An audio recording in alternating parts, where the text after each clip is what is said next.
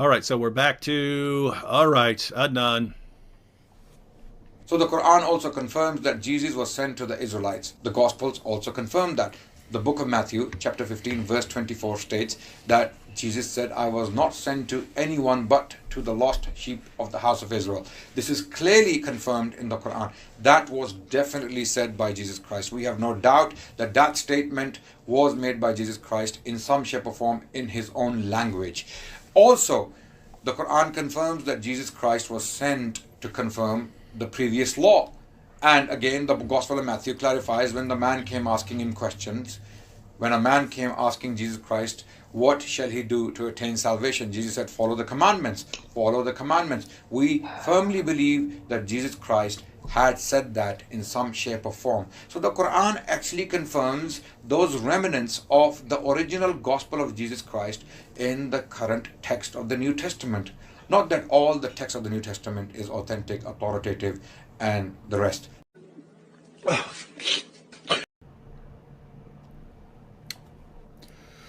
let you finish that up, Sam.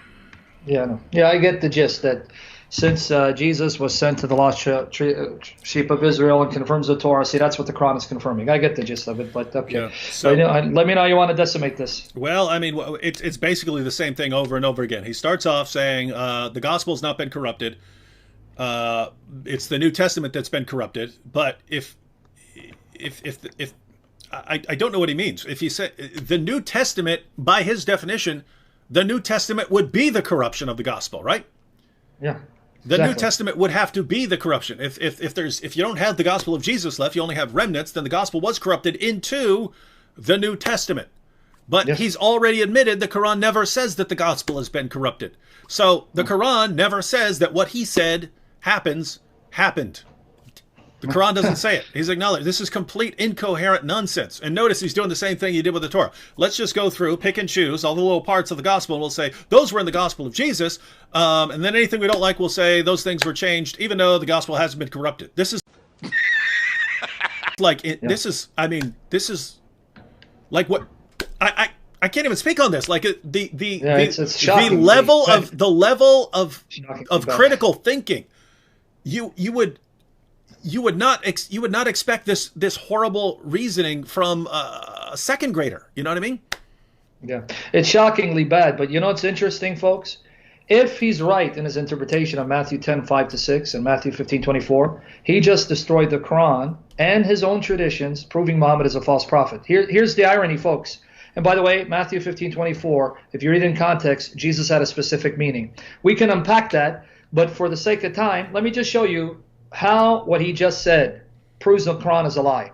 He pointed to these passages as genuine remnants of what Jesus said. We know Jesus would have said something like this in his language, Aramaic, which we can comment on that as well.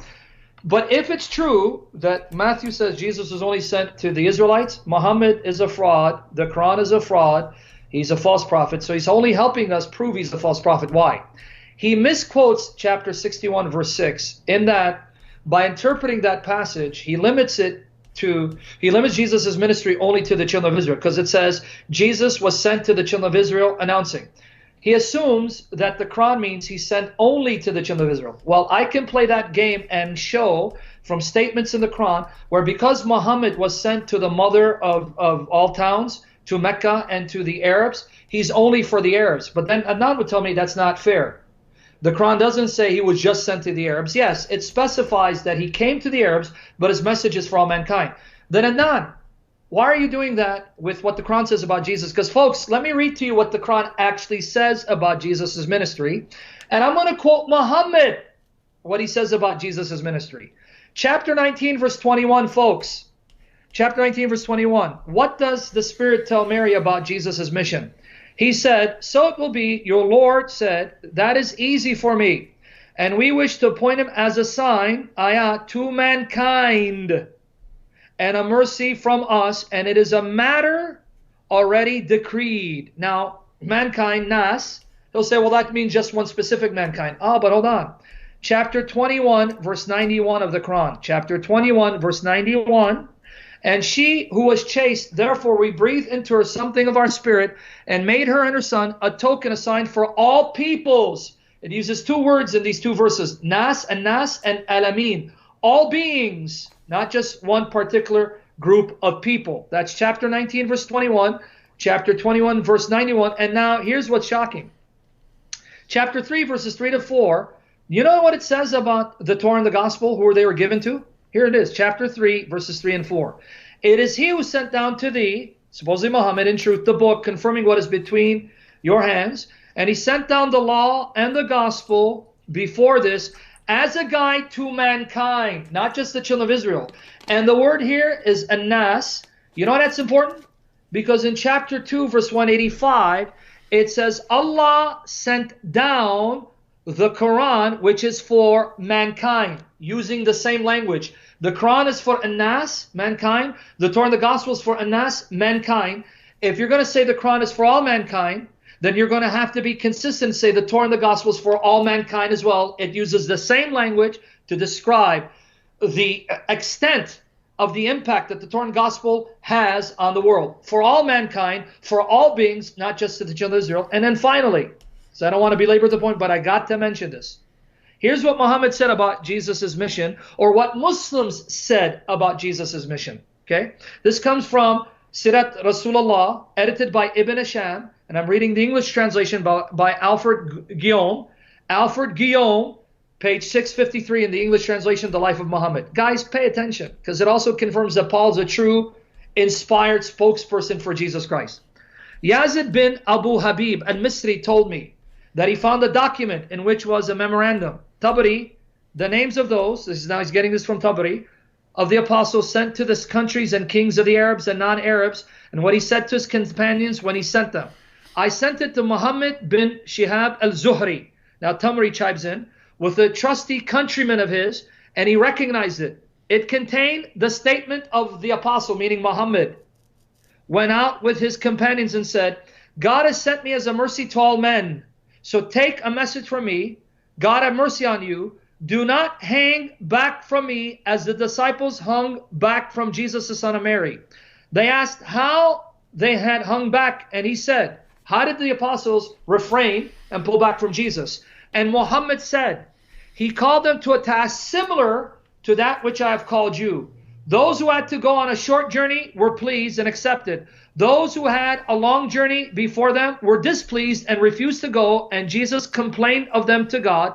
Tabari adds, from that very night, every one of Jesus' disciples was able to speak the language of the people to whom he was sent.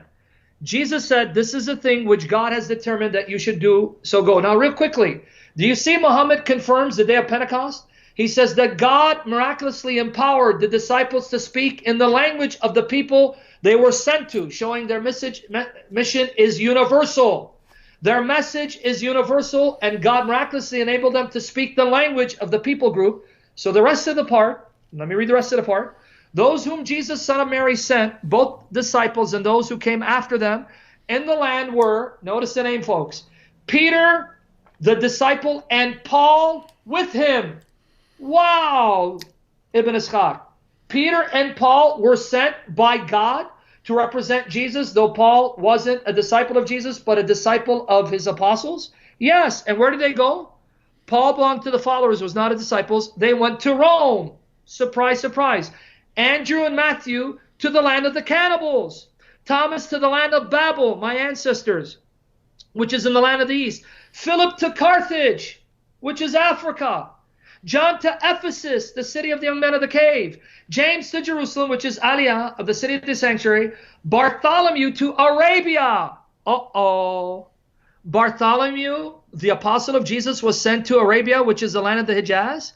Bartholomew was sent to preach to Muhammad's ancestors in Arabia, the gospel of Jesus Christ. Simon to the land of the Berbers. Judah, was one of the disciples, was put in the place of Judas.